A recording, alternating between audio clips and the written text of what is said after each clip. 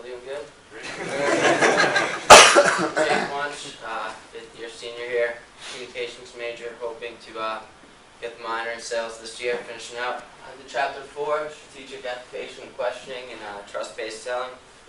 Quick overview, we're going to add some examples of questions relating to sales objectives, picked out the ones that I think are most vital, and we're going to do the spin questioning system, then summary, and I also have 4 examples of the spin questioning system they're going to ask you guys, so pay attention to that. We got Jolly Ranchers work out, and then we'll do a question and answer at the end, so a lot of questions coming down in this presentation. I'll read off the first one, and then I'm going to pass the football to you guys and everything, so I want to break off on this a little bit with an example. But generate buyer involvement. Rather than salesperson dominating conversation interaction, purpose-built and planned questions are used to encourage prospective buyers to participate actively in a two-way collaborative discussion. Going back to Paul Morrison, I remember my write-up for him, what stuck out to me was listening in sales. He said sales is all about listening, and he quoted, listen to what is said, but what is not said. And I think that's really vital, especially in sales, because I think sales sometimes gets a bad rep on how it's unethical, people are manipulative, the whole convincing demeanor. And I think for someone, especially to gain trust and gain rapport with your buyer, I think it's really important to be a good listener and everything, instead of you feeling like you have to be the one convincing them the whole time. So now, Paul Morrison, he even talked about there was that one guy who everyone liked in the business, but he just didn't shut up, so we didn't hire him. So I knew that was definitely an important aspect of relating that to buyer involvement. And if you guys can just read off the next 4 coming down, rest of the book. Gather information. You want me to read the whole thing? No, you can just pass it for the next. You sure? Yeah. Show interest. If you guys can read out the definition of it too. Oh, yeah. That's what I Sorry. That's all right. You read it or not? Alright, okay. Let's go with gather information. Gather information. Gather There, information. Good questions result from advanced planning and should be directed towards gathering the information required to fill the gap between what do we need to know and what do we already know. Show interest. Are you going to read it? Oh, no, you can get. Show interest. In response to statements from buyers, salespeople ask related questions and paraphrase what the buyer has said to demonstrate their interest in an understanding of what the buyer is saying.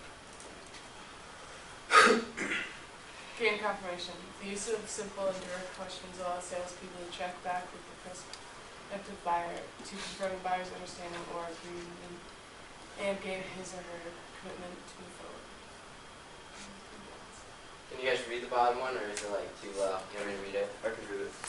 Advance the sale. Effective questions are applied in a fashion that guides and moves the selling process forward in a logical progression from initiation through needs development and to needs resolution.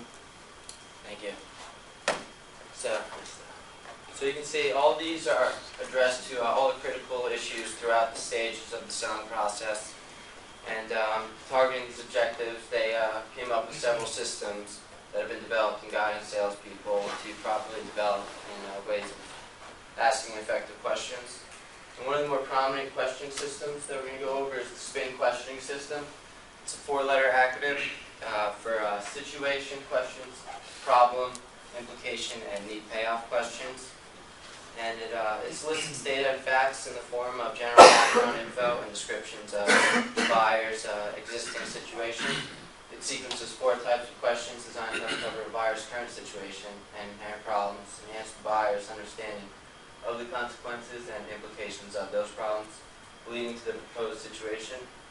So, general fact-finding questions, but they say use in moderation, because I guess they can bore the buyer, usually just boring questions that he would already know about the business. It just helps you get a good feeling to establish what you would need to know. Next one is we have problem questions. They are used early in sales and provide salespeople with the leads to develop and the buyer's needs and expectations fully. An example you can ask is how critical is the component for your product, or already shown is who's involved in purchasing decisions. This is the problem, sorry. But again, we'll going back to problems then, with how critical the component is, and then it engages the buyer, can assist in better understanding of his or her own problems and needs. Next, we have implication questions. It assists the buyer in thinking about the potential consequences of the problem in a way that motivates them to seek solution. And it follows and relates to problem questions, and by you're implying the conflict that the buyer might have, whether it's a need or a problem, for a solution to it. So an example could be, how would a faster piece of equipment improve productivity and profits? Or, again, how does this affect profitability? Next is need payoff questions.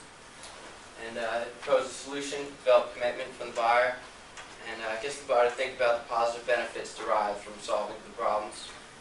You can ask, another example is, if we can improve the quality of your purchase components, would that help you? Or would more frequent deliveries allow you to increase reliability? Would you be more interested? And again, it refocuses the attention to the solutions rather than the problems. And here's 4 questions I'm going to ask you guys right now. They're all examples from the spin questioning system at Jolly Ranchers. First question is, example, who are your current suppliers?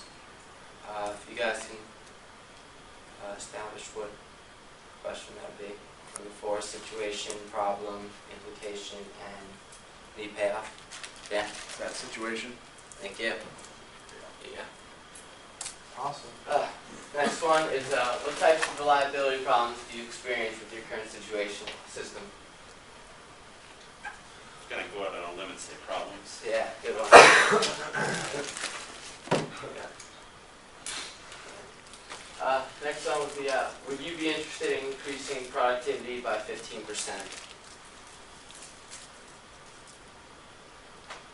Is that implication? That's actually need payoff, and it's to get the buyer to think, yeah. Oh, no, I was actually going to do it, just spin down to make it easier for you guys, but I don't know why I did that.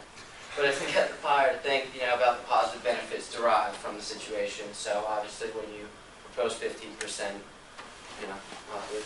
And the next one, what happens when the supplier is late with shipment? I'll give you one. What happens when what happens when the buyer is late with shipment? You guys can figure that one out. It's the I. Implication. There you go. Alright, so that's pretty good for you guys. So we went over the sales objectives in the beginning. I pulled out the ones that are most important. There was 5 of them, but there was 10 in the chapter. But I thought those were really relevant to what we've been learning lately. Went over the spin questioning system, situation, problem, implication, and need payoff. And went over some examples of that, and how it leads to basically the proposed situation solution. So, who has my first question?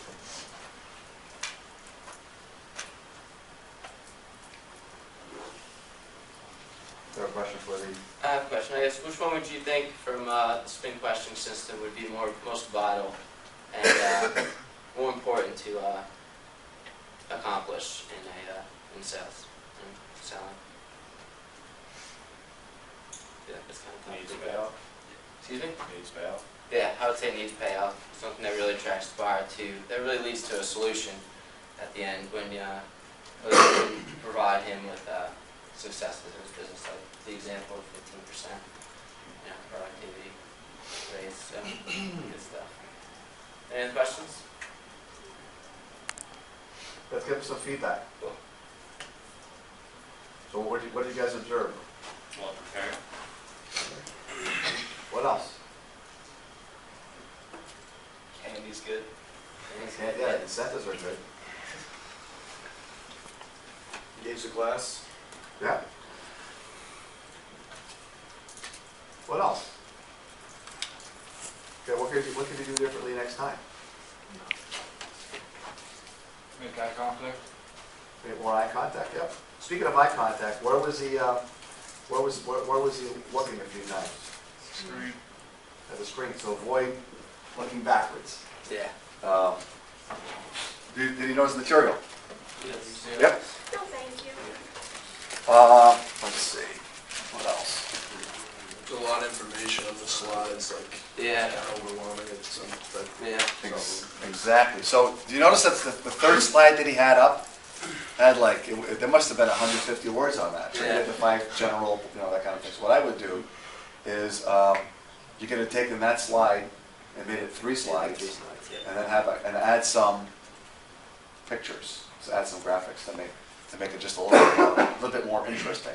Some of your other slides were a little long too, so try to find ways to shorten it, and that will work fine. Okay, thank you.